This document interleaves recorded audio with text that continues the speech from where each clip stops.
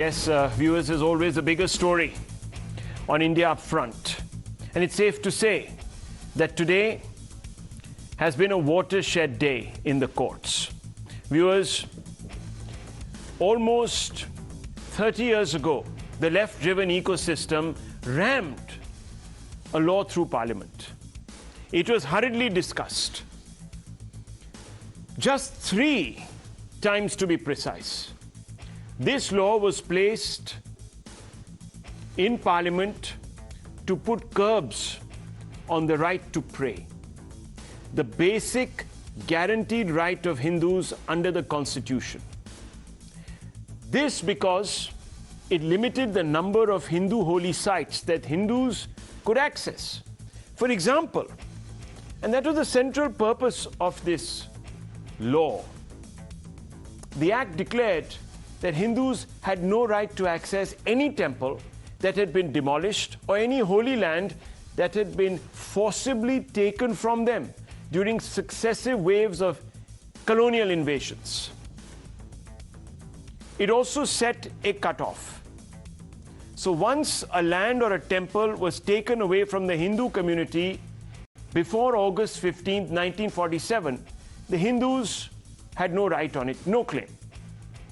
It made only one exception, the Ram Janambhoomi Babri Masjid dispute. That is because the framers of this law, the Congress government, to be honest, believed that there was already a dispute existing on this in the courts before independence. While it is important to point out that the Places of Worship Act of 1991 theoretically applied equally to all faiths, it is no secret, viewers, that the vast majority of sites that were desecrated under Muslim rule at one time or the other belonged to the Bharatiya or Indic faith systems. Hindus, Sikh, Jain faiths. Just this one fact makes it clear that the law was passed primarily to appease one community in the build-up perhaps to the Ram Janambhoomi movement. Remember, 1991 is when this law was ramrodded, as I said to you, through Parliament. But viewers, today, on September 12, 2022, this day will go down in history as a red-letter day for Hindu believers.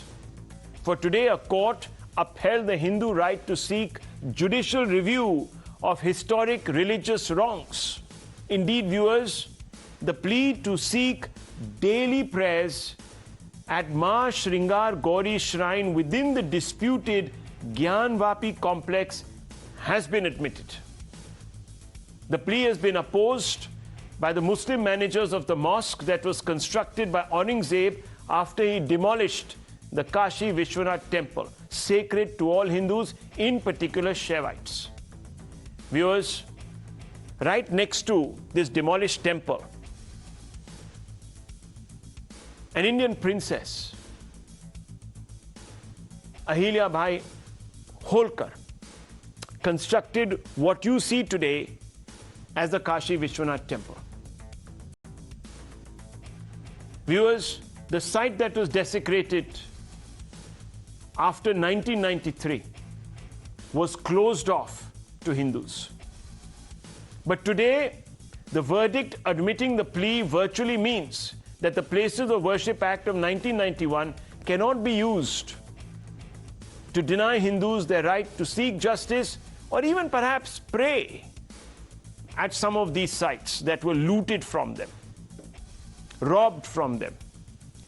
As soon as the news broke, celebrations also erupted outside the court. Watch these celebrations. आज हम सभी हिंदू भाई और पूरे सनातन धर्म को अपने हाथ जोड़ के अपने हिंदू भाई से कहना चाहते हैं कि आज बहुत बड़ी खुशी का दिन है। आज हम चाहते हैं कि सभी लोग अपने छत पे घी का दीपक, शंख, नगाड़े बजाए। आज हम लोग की बहुत बड़ी जीत हुई है। आज हम लोगों ने चारों लोगों ने इतिहास को रच दिया है। आज बहुत अब हम लोग को बाबा का दर्शन और माँ सिंगार गौरी का पूजा पाठ होने।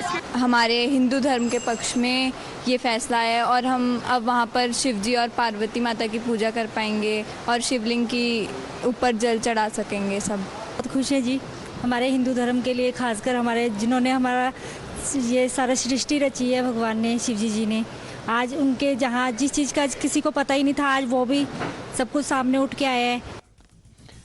The petitioners in large measure were 5 Hindu devotees, 5 women viewers. Now can you believe it that this 1991 Places of Worship Act compounded an injustice? Viewers, the original sin was of course committed by those that invaded India. But could you even imagine that an Indian government would perpetuate that injustice by cutting Hindus off from their faith, from their traditions, from their places of worship? This is what astounds. And that is why today, viewers, there is hope for 1 billion Hindus.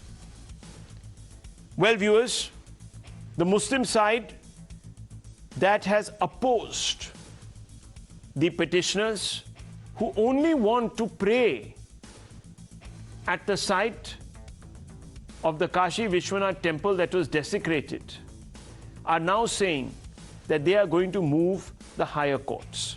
They are not going to buckle. They are not going to allow anyone to exercise that right. That right,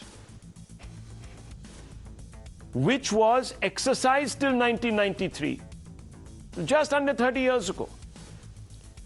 And obviously, viewers, the Hindu side is saying that it is vindicated and pressing on. Listen to both sides now. Court ने मुस्लिम पक्ष को अपना जवाब दाखिल करने के लिए कहा है और 22/9 में इसकी अगली तारीख लगाई गई है। इस जजमेंट के बहुत बड़े मायने हैं क्योंकि जो हमारी कमीशन की रिपोर्ट है अब वो पढ़ी जाएगी, उसके खिलाफ उनको ऑब्जेक्शन देना पड़ेगा और जो कमीशन की रिपोर्ट में शिवलिंग बरामद हुआ है अब उसमें आगे बात होगी। ये सारी महिला याचिकाकर्ताओं के लिए बहुत बड़ी जीत है। हम लोग आगे इसकी अपील करेंगे क्योंकि ये आर्डर हमारे लीगल हिसाब से भी सही नहीं है। हाई कोर्ट करेंगे, हाई कोर्ट जाएंगे। अब ये जो 22 है सुनवाई उसके पहले हम जेल में हाई कोर्ट जाएंगे और सुनवाई शुरू होती है तो अब उसमें अगला यहाँ पर क्या स्टेप होगा? यहाँ पर कोई वहाँ हाई कोर्ट में जो होगा हाई कोर्ट से आर्डर होगा, वहाँ के आर्डर होने के बाद यहाँ कोई होगा, देखा जाएगा। Now viewers, what does all this mean? Let me break it down for you. What has happened today, why the Worship Act doesn't apply, why the court felt that this artificial barrier really that was created by a Congress government should not be considered. The first and foremost reason, viewers, and we're pulling out that graphic and putting it on your screens, is that the petitioners, the 5 Hindu petitioners, didn't seek declaration or injunction over the property. They didn't say that we want you to determine whose property this is, ours or belonging to the Muslim community. They haven't. Neither have they pressed for an injunction. Second, the plea not to convert place of worship from mosque to temple. So there was no question of changing the status of this property from what it is today, which is a mosque, to that of a temple. The petitioners didn't argue for that. They only demanded their bounden rights, which flow from the Constitution, to worship Ma Shringar Gauri. They also said that the deities were worshipped incessantly till 1993, and the Varanasi District Court saw the evidence and ruled in their favor. Finally, the plea is confined to right of worship as a fundamental right, viewers. So it addresses a constitutional anomaly arising out of the 1991 Places of Worship Act. That's all. And therefore, the Varanasi District Court has upheld the Hindu right, and the Hindus have got justice to some extent. Of course, on 22nd of this month, viewers, the Hindu side will argue on the right to pray. So the maintainability of their petition has been accepted. Now they will argue why they should be allowed to pray. And hopefully the court will also uphold that right, though we cannot say, viewers, as of today, whether that will happen. So what are the next steps? Hindus will plea for daily prayers, survey report of whether this was the site of a shivling or not will be discussed. There will be a push for ASI survey of Gyanvapi to determine what this place was, whether a Hindu temple stood there or not. And viewers, just a plain tour will show you that in the insides of the mosque itself, there are Hindu motifs. So it's not going to take some massive excavation or anything. It's pretty much there. And the fourth step, plea for carbon dating of the shivling. You've all seen that shivling. Many people have ridiculed that shivling. But once it's carbon dated, it'll all be over. I want to open this up first and go to one person, viewers, who has repeatedly championed the rights of those who have been denied in this country. Dr. Subramanian Swamy is here with us. You have been championing, whether it's Ayodhya, whether it's now, in this particular matter, the rights of Hindus. Dr. Swamy, to be able to exercise their basic duties, guaranteed under the Constitution but denied. What, according to you, is the biggest takeaway, Dr. Swamy, from today's verdict and today's order? Well, the biggest takeaway is that the right to pray is superior to the right to own a mosque. In other words, in the 1994 Supreme Court judgment, they said that a mosque is only a place to read namaz. It is not a place of God as we have in our temples. A mosque can be shifted. A mosque can be destroyed. Of course, officially, not by a mob. For instance, if you go to Google, you will find in Turkey, to build roads, they demolish mosques. They demolish mosques in Saudi Arabia. So the first mistake we have made is to elevate the status of a mosque to that of a temple. Second is that the three temples that we have singled out, and not us, it's Swami Chinmayananda who started with the first meeting, Swami Dayanand Saraswati, the Shankaracharyas, all came to the conclusion that as far as the 40,000 temples that were demolished during the Islamic period, we want the restoration of three: Ram Janmabhoomi, Kashi Vishwanath, and Krishna Janmabhoomi in Mathura. Why? Because these three places cannot be reproduced in any other place. You can have a mosque in any place. Today it's there in Gyanvapi, tomorrow it can be somewhere in the banks of the Ganges. It can be anywhere. There is no sanctity of the mosque that is built in Gyanvapi. It was deliberately built on the orders of Aurangzeb because he found the previous two times when the the Muslim marauders came, the Hindus rebuilt Kashi Vishwanath temple again. So this time he said, you build the mosque on where the temple was, which is against Islam, by the way. You are not supposed to build on the religious places of other religions. It's written there in the Quran. It's an edict of Muhammad himself. So we have been so flexible. They're saying we are ready to fight through the court. All these ladies wanted is to worship the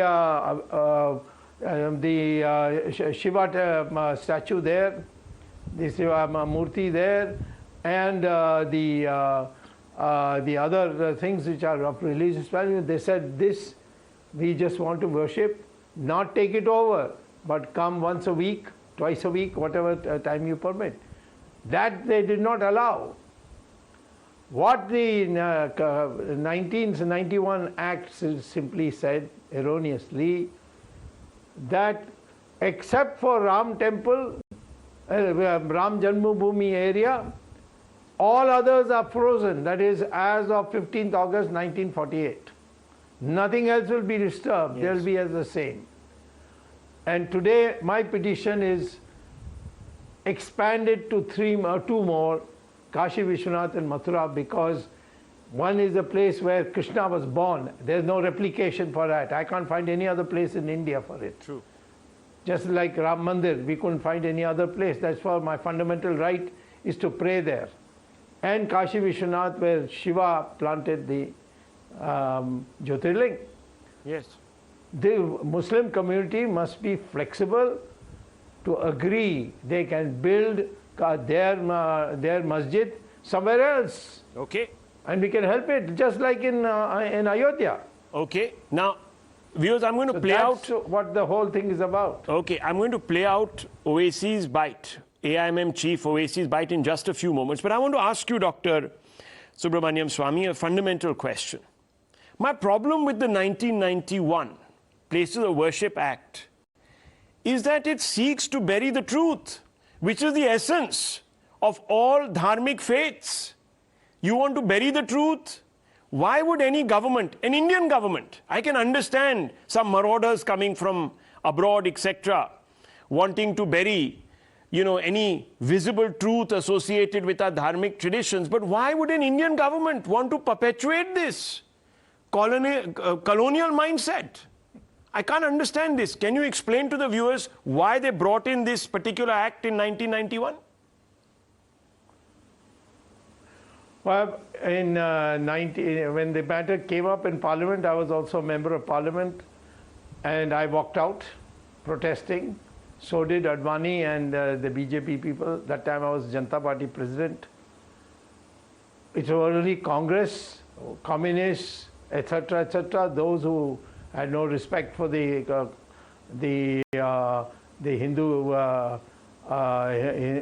religion and its implications in terms of having lost these sacred areas. The Supreme Court has said that there is no equality between a temple like Ram Mandir or Kashi Vishwanath or in Mathura compared to a mosque. Mosque is not any comparison. Mosque is just a building where you read namaz. And namaz can be read anywhere, on the street, in your drawing room, on an aeroplane.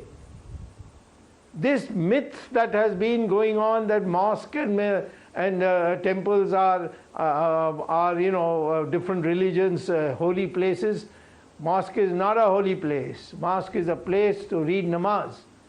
And those who start saying that, having known that it is a farman of Aurangzeb, that he ordered the demolition of a masjid, of a temple, to build a masjid, the Muslim community should have come and said, we want to undo it, right, because we'll build a mosque anywhere else. But to fight it as if the mosque is equal to a temple, I think that's the blasphemy that is most upsetting for most Hindus. Well, thank you, Dr. Swamy. As usual, Dr. Swamy speaking very honestly and without prejudice, viewers. That's the most important thing. Speaking without prejudice. He's not saying anything that is not a bona fide fact. Thank you, Dr. Swamy.